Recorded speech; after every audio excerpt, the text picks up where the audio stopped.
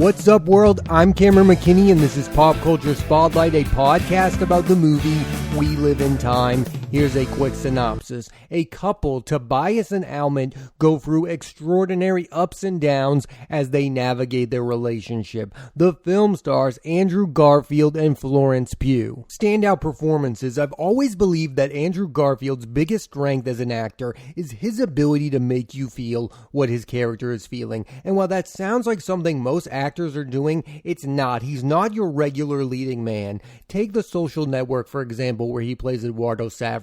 Think about how devastated he acts when Mark Zuckerberg stabs him in the back. He sells the audience of that betrayal, and I think his emotional intelligence is why he had an up and down run as Peter Parker, aka Spider-Man, because I don't know if you've watched superhero movies before, but they rarely give the main characters anything to feel about, except for the obvious, the loved one who died, which turns him into a hero, and the love interest. Garfield just makes way more sense playing the alter ego of Peter Parker than he does Spider-Man, and I don't at all say that as an insult. I'm saying his talent was largely wasted in those movies because what those movies ask actors to do is to be a blank avatar so the audience can view them how they want to. It's like what everyone's saying about Paul Mescal in Gladiator 2. They are upset that he's not playing the normal heroic lead, and it's because, like Garfield, Mescal is an emotional performer. Some people may view it as a negative, but I think it's a positive that Andrew Garfield will be remembered as more than just the guy who played Spider-Man, and We Live in Time is a film that is right up his alley. It's a love story, which he hasn't been in a lot of. One is the very underrated Breathe alongside Claire Foy. Garfield plays Robin Cavendish, who was paralyzed from the neck down. It's a very moving film. In We Live in Time, the actor plays Tobias, who is someone who is getting divorced when he meets Almond, played by Florence Pugh. And one of the best scenes of the movie is when Tobias, early in the relationship, confronts her about having children. He's thinking that what he's doing is dealing with the problem head on. In the hands of a lesser actor, that scene would feel forced and staged, but Garfield makes it authentic. There's not a lot of actors I would want to star in a movie like this, but Garfield wears his emotion on his sleeve, and based on his past film work, this just feels true to who he is as a performer. We Live in Time is his second film with director John Crowley. The first was Boy A, an early Andrew Garfield gem. One scene that has gained a lot of buzz in We Live in Time is the birthing scene.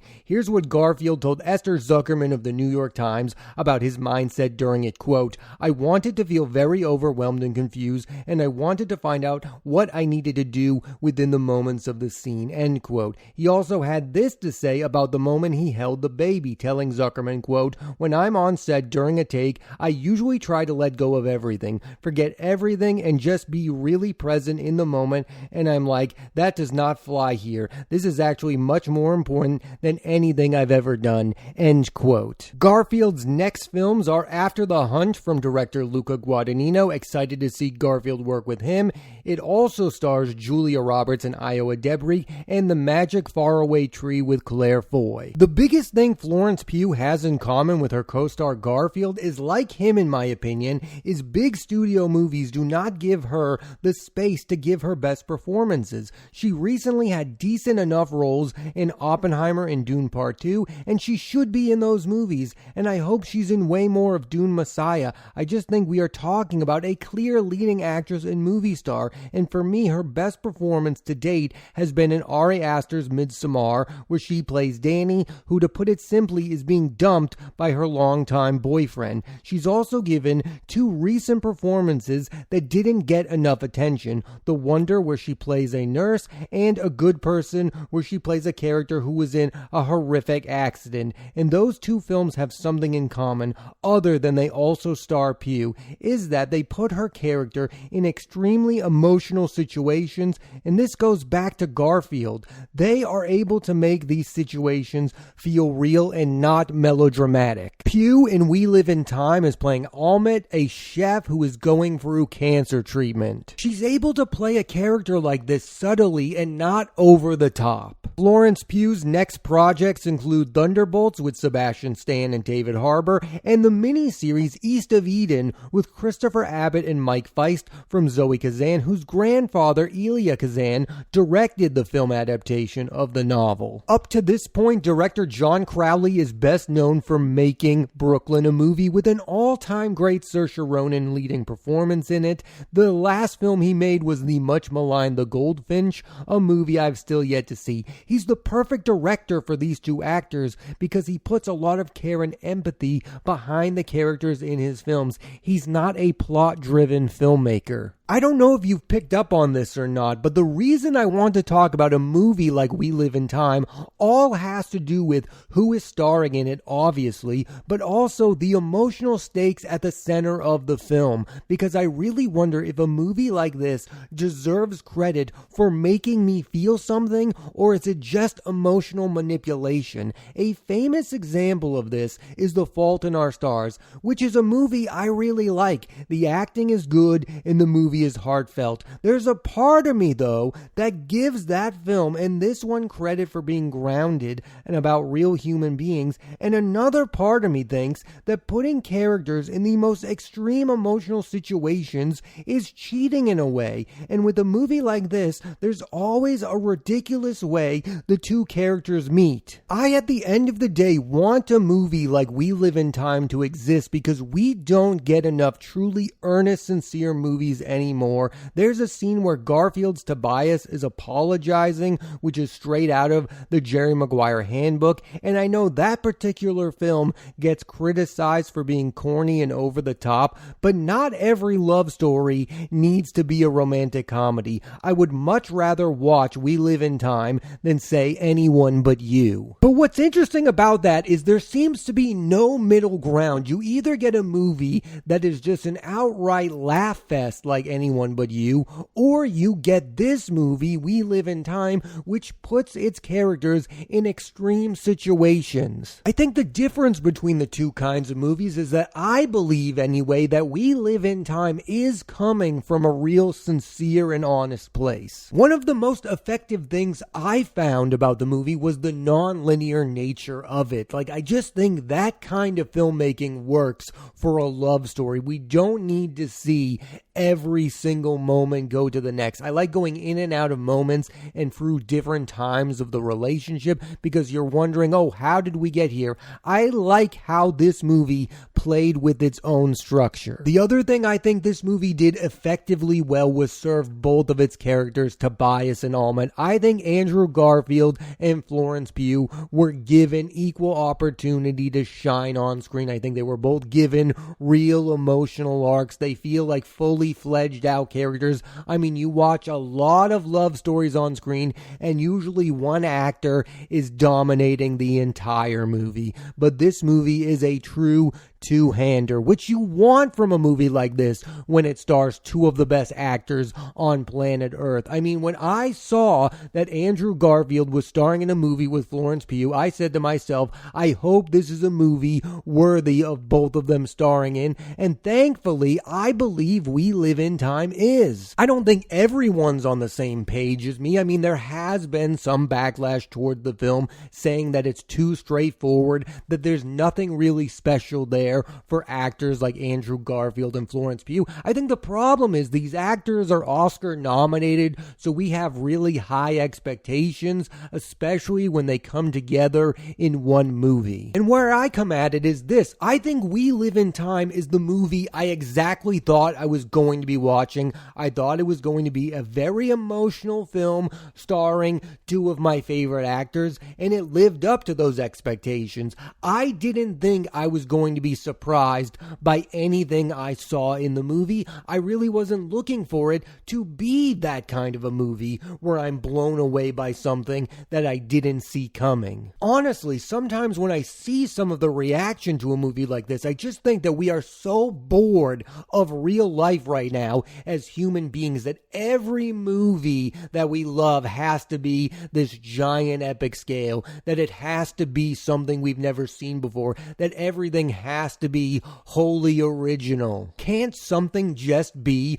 really high quality and really well done? And that's what We Live in Time is. It's a very well-made film. I liked the look of the movie, which again is not something I can say about modern day films. And that's something I really like to talk about on this podcast, is I think most modern movies look really bad, especially romantic movies. I mean, think about the streaming romantic films on Netflix. They look dirt cheap. This movie feels cinematic. It's like I agree with most of the criticism. This is a really grounded movie in real life, but I feel like the involvement of actors like Andrew Garfield and Florence Pugh elevate the material. That's what great actors should do. They should make something like this better than you expected. I love plot-driven movies, but sometimes I want the selling point to movies to be the stars themselves, and that's what sells We Live in Time. It's the movie stardom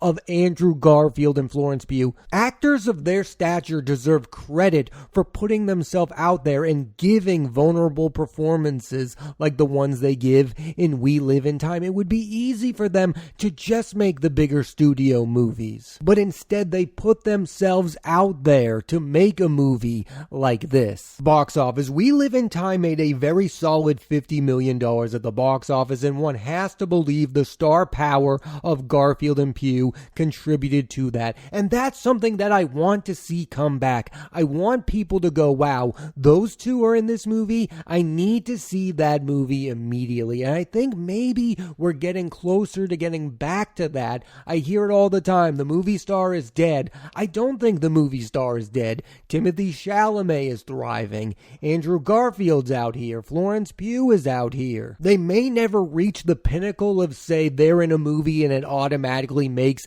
$100 million, but that's never going to be the case for any actor ever again. But I would still definitely call Andrew Garfield and Florence Pugh movie stars. It's always a good thing when a movie like We Live in Time thrives at the box office, because it means you get to see these actors, Andrew Garfield and Florence Pugh, do more of these kinds of movies. I mean, wouldn't you love to live in a world where they made 2 or 3 more movies together and they become a pairing? I mean, we used to have that, and we were getting back to that with Ryan Gosling and Emma Stone. I badly want to see them reunite in a future film, but I want to see a pair. I want to go every 2 years you get a new film with Andrew Garfield and Florence Pugh. Who wouldn't want that? The reason I wanted to watch this movie in the first place is because of my past history of them as performers, and I was delighted by the idea of them coming together. I really do see so many similarities between the two co-stars in this film. I mean, Andrew Garfield and Florence Pugh have both done the Marvel movies. They've both done bigger studio films. They've been in films directed by some of the best filmmakers working today, and they clearly both care about the craft of acting. Like, they both seem to want to be in very good movies based on the choices that they make. Like, they're not out here to be super famous, and you can tell that by them being in a movie like We Live in Time. Yes, it made a decent amount of money, but they could easily be in a movie that made $200 million if they did a romantic comedy together, but they would much rather make a heartfelt film like We Live in Time. And that's why, while I might talk about how I feel somewhat cynically about a movie like We Live in Time, I still feel like it's coming from a pure and honest place because it's coming from Andrew Garfield and Florence Pugh. Like, I don't think that they are trying to manipulate me. They believe in the material that they're doing. They care about it. They put their all into it, and they elevate the movie as a whole. Both of them and the director are clearly sensitive and thoughtful feel about what they are putting on the screen. My take is this: a movie like We Live in Time all comes down to the people who are making it, because I think there is a version of this movie, a much lesser version, that is more emotionally manipulative and takes advantage of the fact that it is making you feel emotions. I don't know if most people are as guarded as I am when it comes to these kind of movies. Maybe I'm on an island of my own, but I'm just cautious when walking into a movie like this. And I usually wouldn't watch a movie like this, but I did because it stars Andrew Garfield and Florence Pugh, two actors that I trust. And maybe that's the best way of putting it. This movie was in well-trusted hands to deliver a solid, well-meaning product. I guess the way I feel about these romantic dramas is the same way that some people feel about Pixar movies, that it's kind of an easy button that they're pushing to make you feel sad about something. I mean, some people really do feel like the first scenes of the movie Up are super manipulative. Yes, I think it is high art. I think the two things are true, though. I think there are versions of Up that are manipulative. I think some people look at that movie and go, oh, we'll just do the thing that Up did and make you feel sad about something. And I guess sometimes I'm just left wondering, is that a good thing or is that a bad thing? As someone who watches a lot of movies are trying to get you to feel something, but they're also trying to get you to think about them after you've watched them.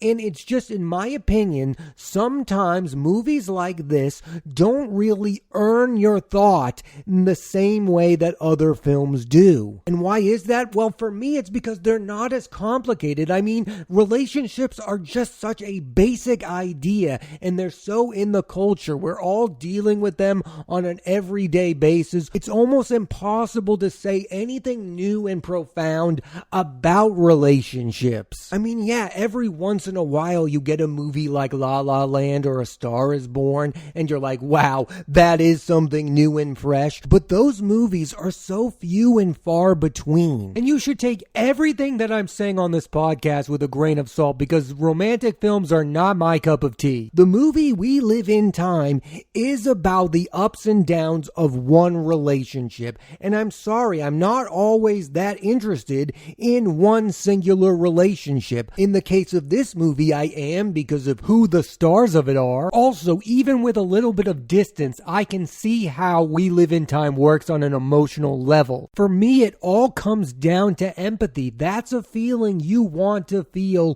when watching any movie. Empathy is a great feeling to have after you've watched a movie. You go, wow, I have great empathy for what happened in that movie to those characters. It's complicated because on one hand, I want movies to be more than plot. I want them to be more than ideas. But then on the other hand, I see We Live in Time, which is just real, raw emotions that are put onto the table. And I'm like, maybe sometimes I do need more than just that, but I'm glad that both things exist. Plot-heavy films and emotional ones. I like We Live in Time. I don't think it's a great movie. I think it's a very, very good film. It's a super well-acted film. The actors elevate the material. The director is clearly very good at what he is doing. I think what I'm doing here is more pushing back against the genre of the type of movie it is than the actual movie itself, and I want to be very clear, I think this is a very well-made film. Closing thoughts, I just find movies like We Live in Time to be a more challenging watch